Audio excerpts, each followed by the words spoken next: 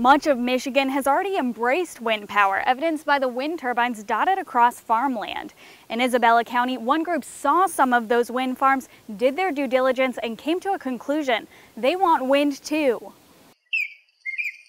We don't really own this land. We're just the caretakers. We're only 400 acres between my daughter and son-in-law and myself. We grow corn, soybeans, wheat, and some hay. We have some beef cows. So we have our own beef. Centennial Farm has been in Bob Walton's family for more than 100 years. As long as I can climb on a tractor, I'm getting on and going.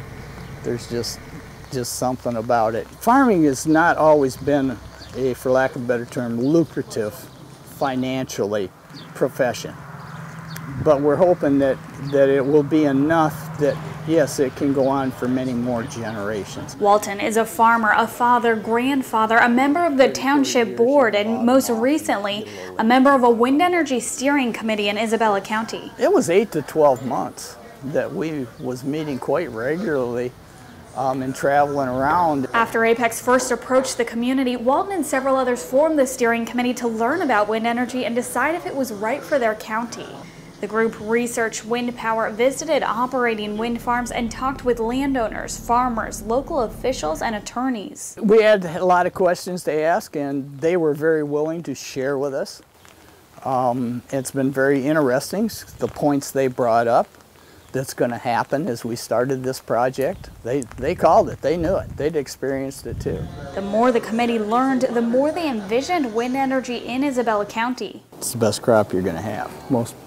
Most profitable crop you could ever raise. We couldn't see where it was going to be a detriment to the area. Tax revenue from Isabella Wind could amount to about $31 million for local schools, townships, and the county, with landowner payments totaling another $103 million, a significant investment for the community. The revenue to the area residents that are willing to lease I think will be very beneficial. It'll be extra income that can be spent in our community, help the local businesses out. After months of work, the committee reached a decision. They wanted wind energy, and more specifically, they wanted the Isabella Wind Project in development by Apex Clean Energy. With legal counsel, the group reviewed leases from 3 different wind energy companies and chose Apex.